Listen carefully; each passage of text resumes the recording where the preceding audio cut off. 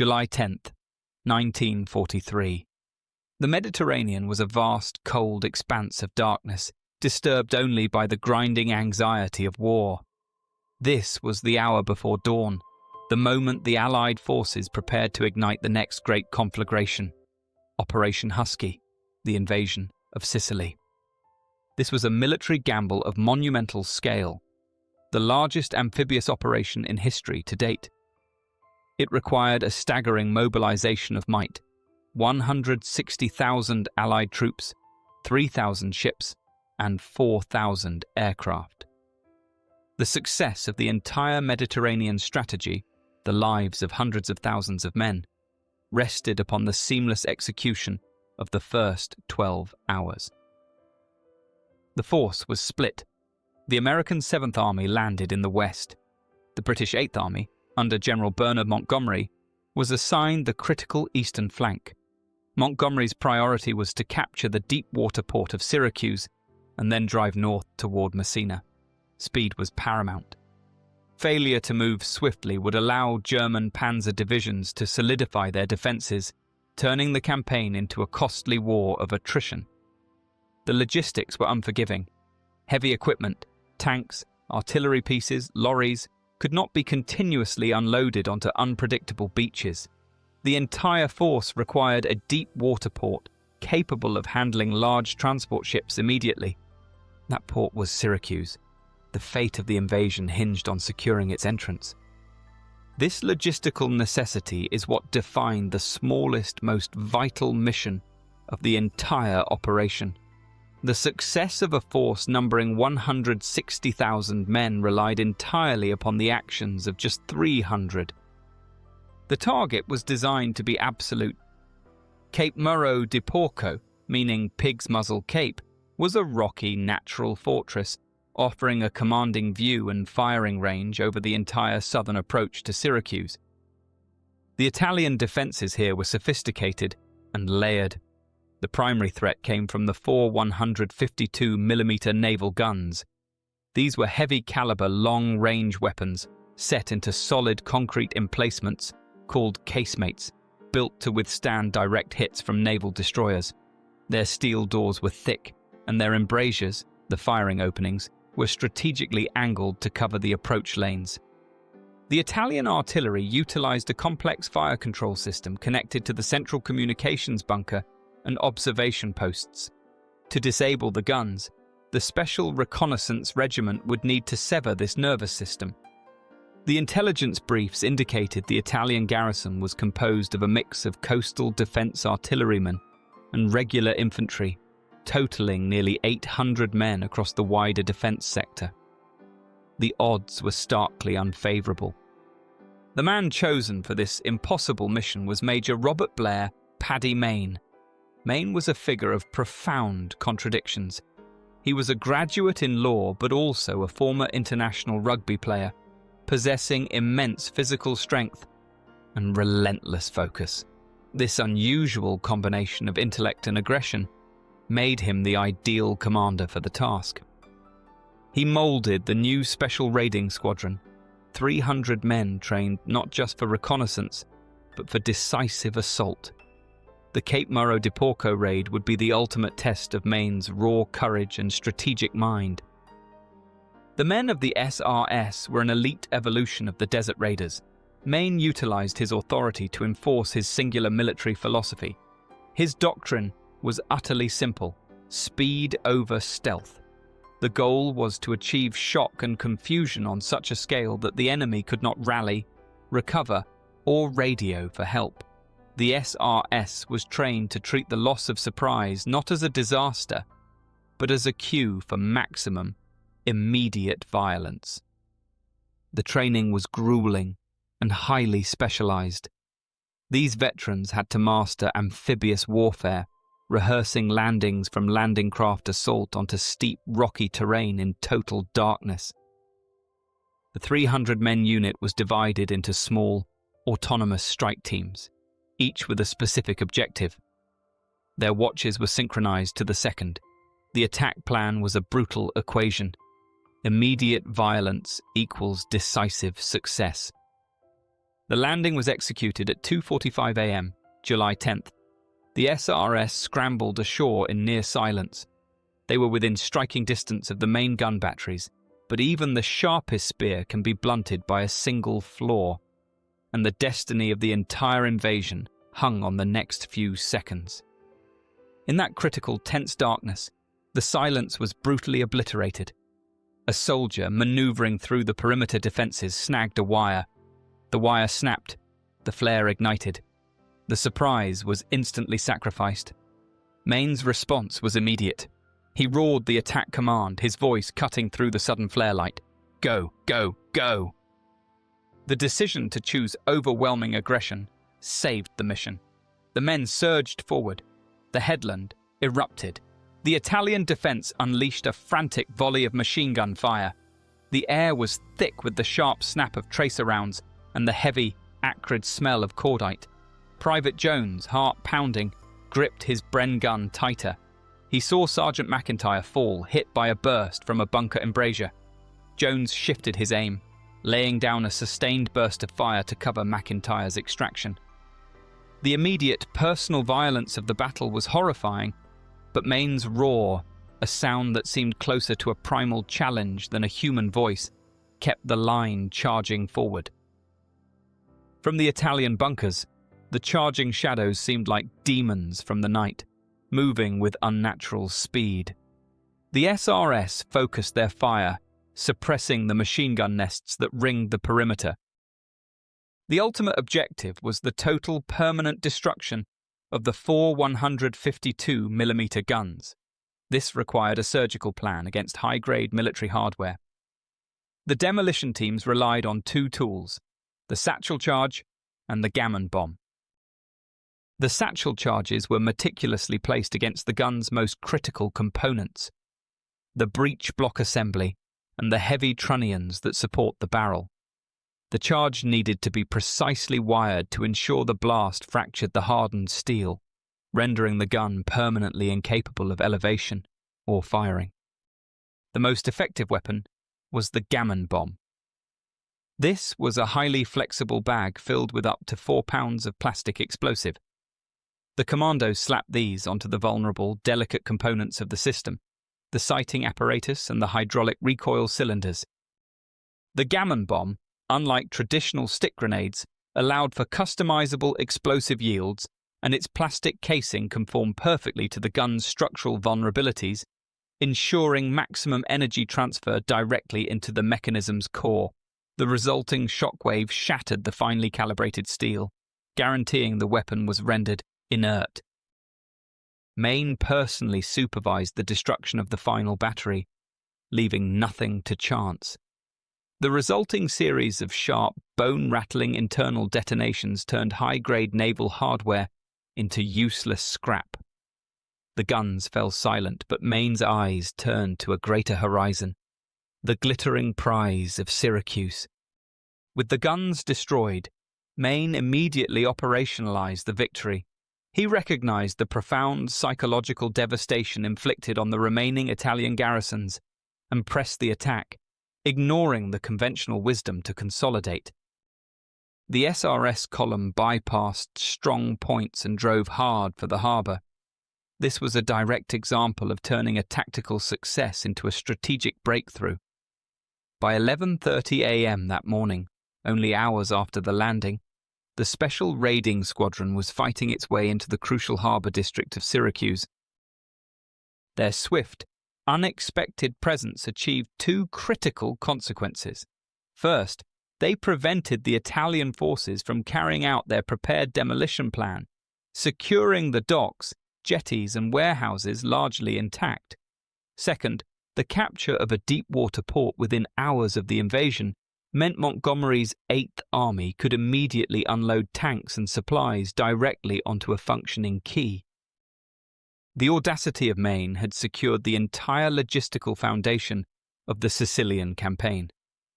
For the demoralized Italians, the raid shattered illusions of security.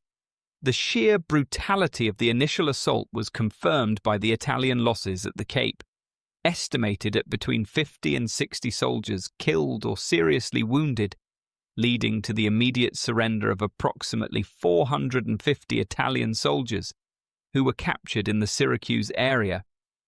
For the Allies, it ignited a surge of confidence that spread across the fleet. The smallest unit had secured the largest logistical bridgehead of the entire campaign. The success at Cape Muro di Porco was a direct mirror of the man who led it. Maine's unique leadership was rooted in his contradictory nature. He was a solicitor and a poet, yet he unleashed a primal force in combat. His aggression stemmed from his life as an international sportsman. As a British lion, he learned to channel his immense physical strength and intense mood swings into controlled dominance. War simply offered a larger, more existential stage. What drove a solicitor to become a legend of destruction? Perhaps the same fire that burns in every warrior, unleashed by the chaos of war. His personal involvement ensured the SRS suffered minimal casualties, a testament to the decisiveness of his command. One veteran spoke of Maine in action, stating, "You felt you couldn't be touched when he was leading you." He treated the most brutal necessity of war as a personal challenge, securing victory through sheer, overwhelming will. Maine's difficulty in transitioning back to civilian life was profound. The constant, extreme pressure of combat had suppressed deep psychological turmoil. When the war ended, that vital suppressive mechanism was gone. The calm, structured life of a solicitor offered no relief from the memories. He often sought the dangerous excitement of physical confrontation, which was the only way he knew how to process the trauma. Maine was one of the most decorated soldiers of the war, earning the Distinguished Service Order and eventually 3 bars to that award. Yet, his recommendation for the Victoria Cross remains the ultimate point of controversy. The recommendation, fiercely supported by his colleagues, acknowledged his sustained, extraordinary leadership. But the British establishment struggled with Maine's methods. His style, characterized by overwhelming aggression and a pragmatic brutality, was seen as too rough for the nation's highest honor. The political layers behind the Victoria Cross denial were complex. The Victoria Cross Committee, influenced by the desire to maintain a specific, almost chivalric ideal of military gallantry, often viewed the brutal systemic destruction inherent in Special Forces raids with suspicion. Maine's heroism was a campaign of decisive action, contrasting sharply with the traditional VC award for a single, selfless act of sacrifice. The failure to grant the VC was a quiet, institutional declaration. Though Maine's operational effectiveness was undeniable, the brutality that secured victories like Muro di Porco was ultimately too unsettling for official national celebration. This failure left a deep sense of injustice among his veterans. Maine's personal battle continued after the war. He found civilian life utterly intolerable. The intense focus and adrenaline that fueled his wartime success vanished, replaced by a consuming restlessness. Maine's struggles foreshadow the recognition of post-traumatic stress disorder in modern veterans. He wrestled with the human cost of his audacity, a psychological burden the violence of combat had previously held in check. His life ended tragically. He died in a car crash in 1955 in Northern Ireland at the age of 40. The manner of his death, alone, in a sudden violent event, seemed to tragically mirror the life he led.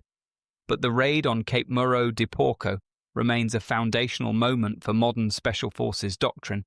It proved that a small unit, utilizing speed and shock, could eliminate massive fixed defenses and dictate the tempo of a large-scale invasion.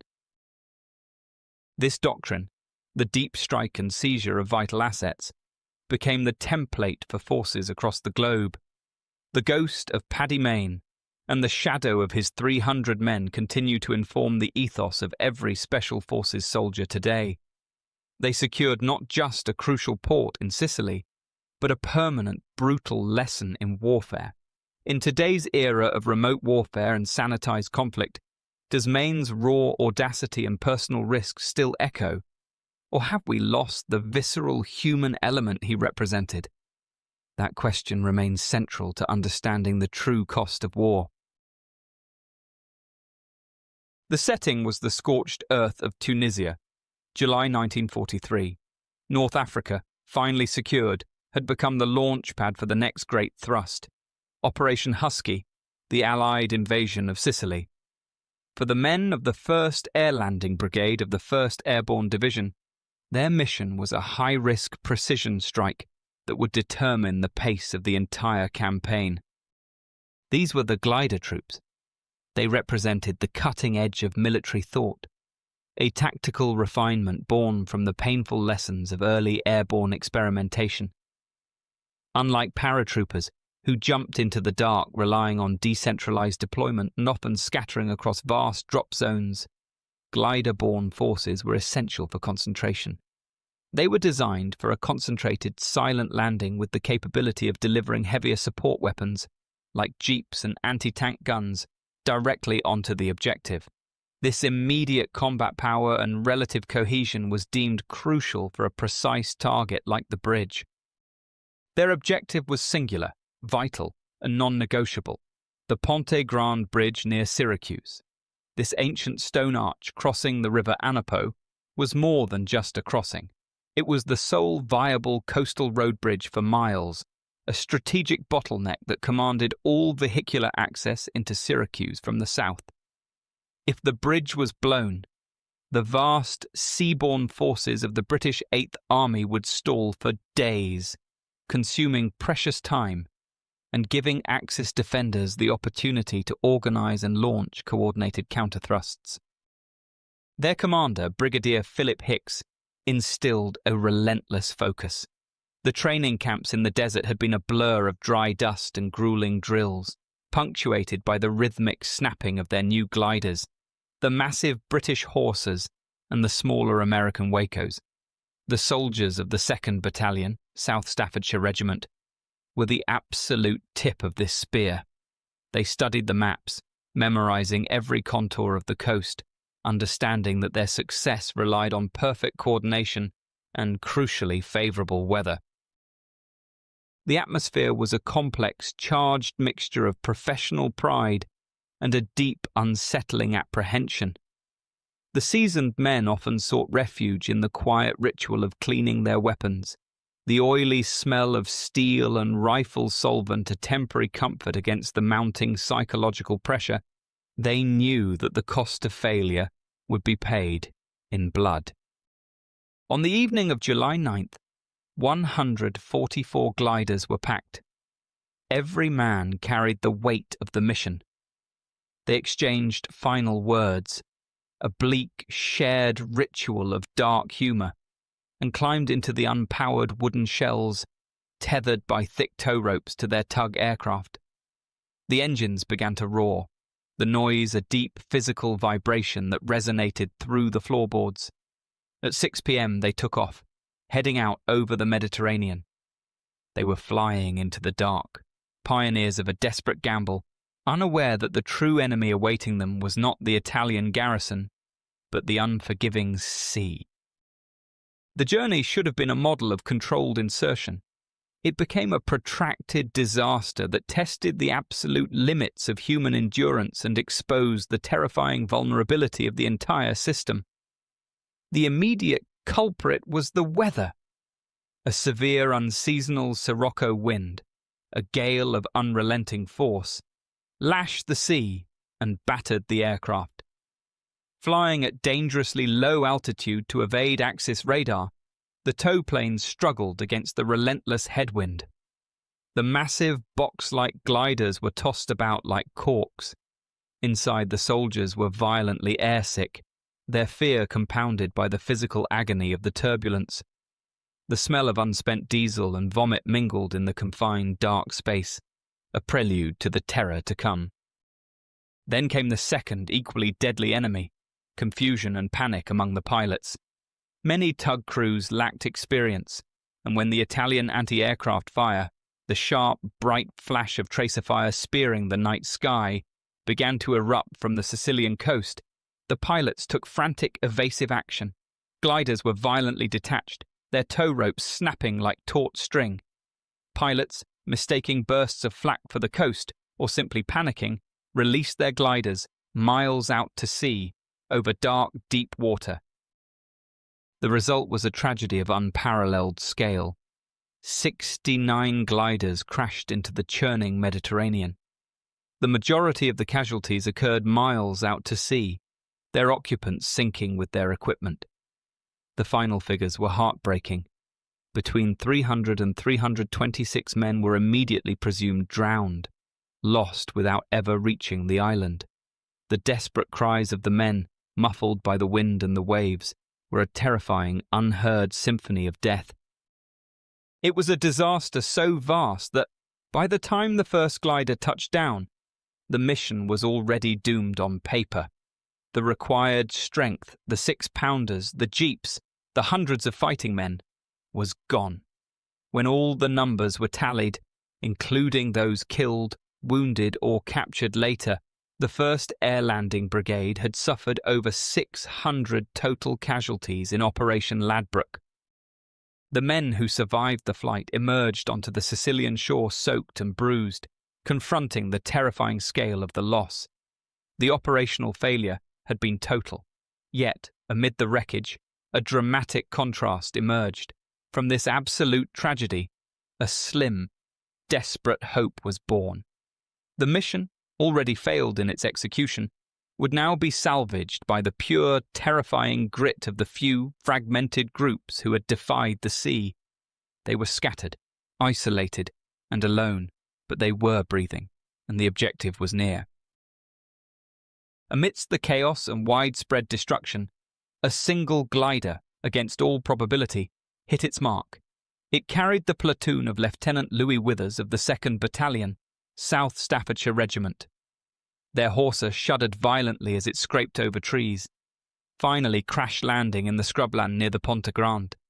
The air inside, thick with the smell of fear and burning wood, now settled into the damp, cold scent of the riverbank, a smell of solid ground and purpose.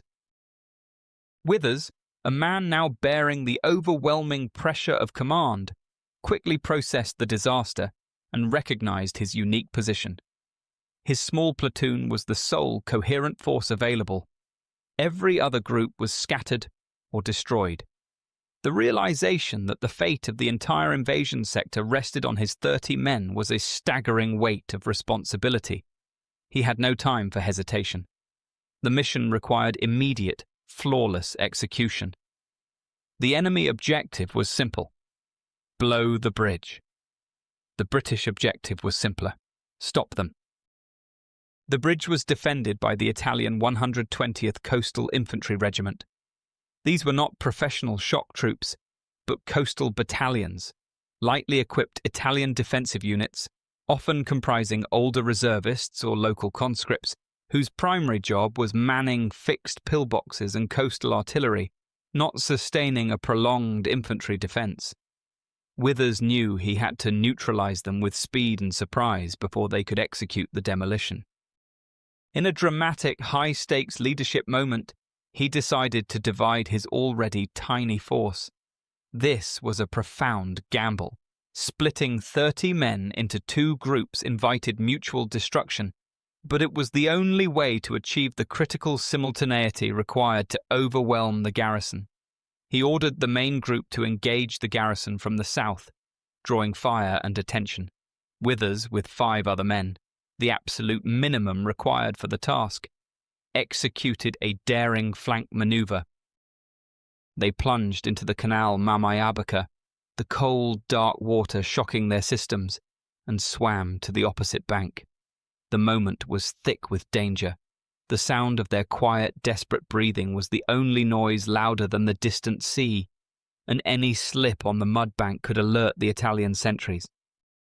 The assault was initiated with surgical precision. The small group on the far bank drew the Italian fire, distracting the primary garrison. Simultaneously, Withers's infiltration team raced toward the bridge supports. Their priority was not the soldiers, but the demolition charges. Under the flickering light of distant coastal fires and the probing fingers of the Italian searchlights, the men located the heavy explosive blocks and the crucial detonator wires. They worked with focused intensity, their hands scrambling to sever the wires and pull out the charges, neutralizing the most critical threat to the invasion. The feeling of the thick, waxed cord under their knives was the moment of victory. With the explosives safely removed, the assault turned on the garrison, taken completely by surprise by the simultaneous attack from two sides and realizing their demolition option was gone. The Italian defenders' will to fight broke. They were overwhelmed and taken prisoner.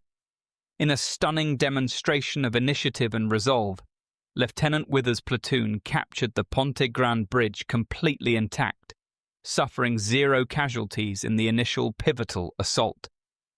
By the first moments of true dawn on July 10th, the key to Syracuse was secure.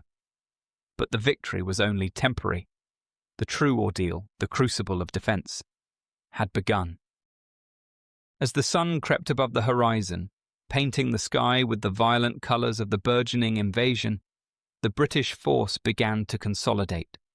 Over the next few hours, stragglers, dazed pilots, technicians, and scattered infantry navigated their way toward the sound of their comrades' firing, swelling the defence force.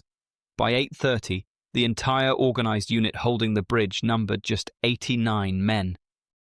They were severely under-equipped, lacking anti-tank guns and heavy support. The smell of cordite and salt air hung heavy over the new perimeter as they desperately dug in.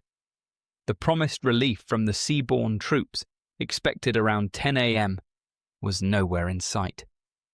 They were completely alone, and the battle for time was now a battle for survival.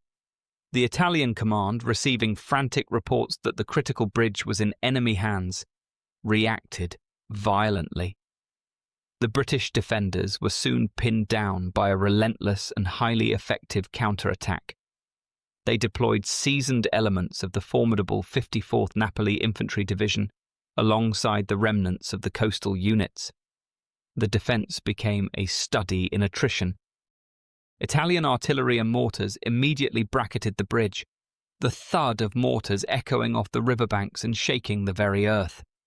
The British soldiers, spread thin, suffered continuous casualties from the shelling before the infantry even closed in. The constant deafening noise and the lack of cover turned the area into a killing ground.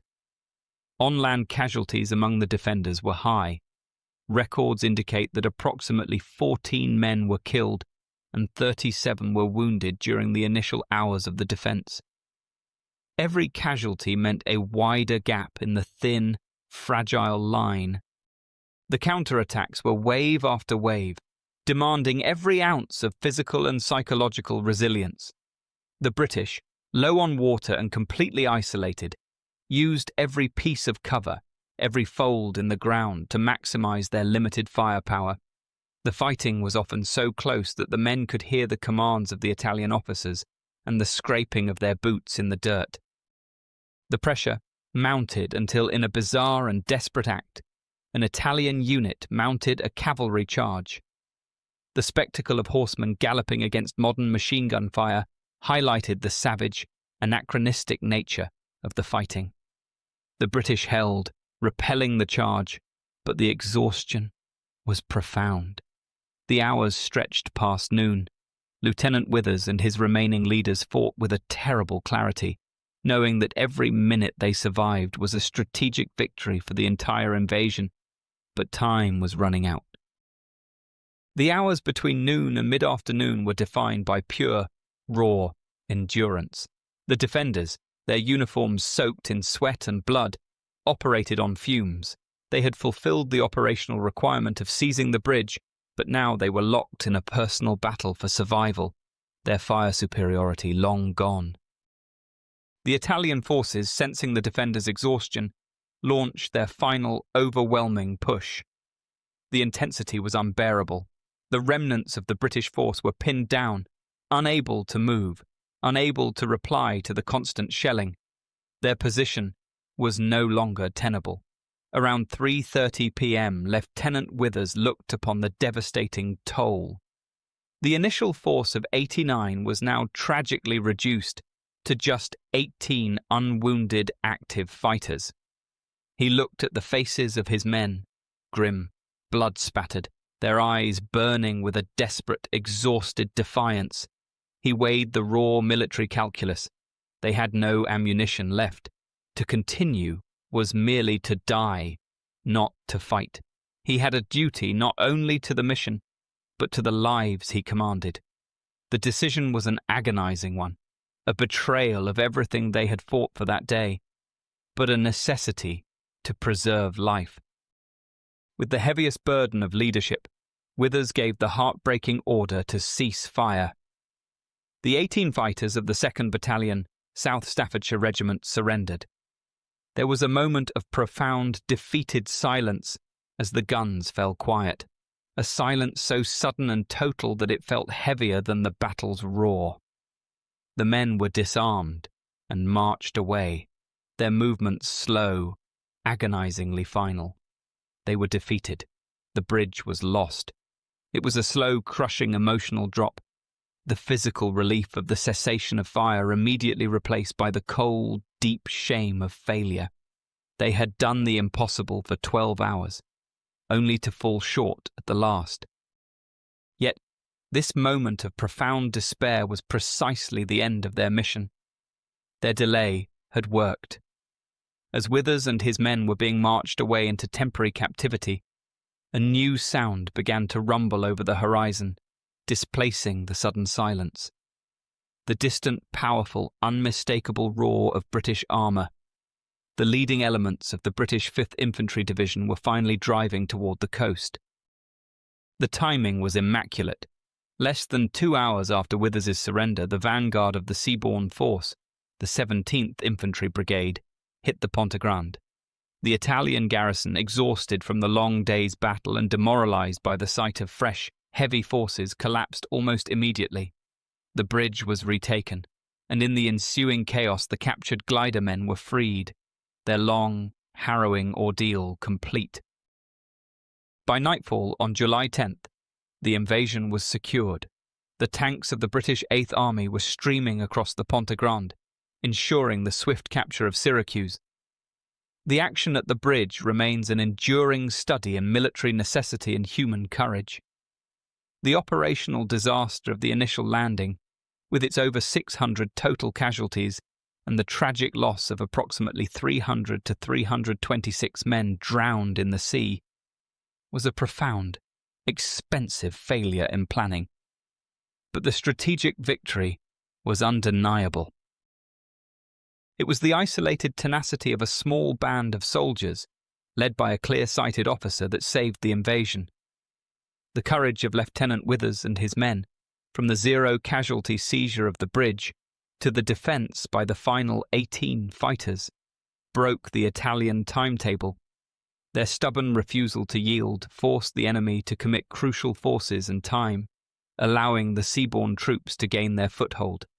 Their action bought the necessary hours at a cost that transcended all logistical calculation. The soldiers of the 2nd Battalion exemplified the ethical requirement of their duty, fighting with meticulous attention to their task until their resources were absolutely spent. Their struggle for a few square meters of stone arch became the silent hinge on which the door to Europe swung open. The Ponte Grande stands today, a quiet, stoic monument to the many who never saw the shore and the few who, by their sheer will, turned disaster into lasting victory, forever embodying the ultimate price of airborne courage.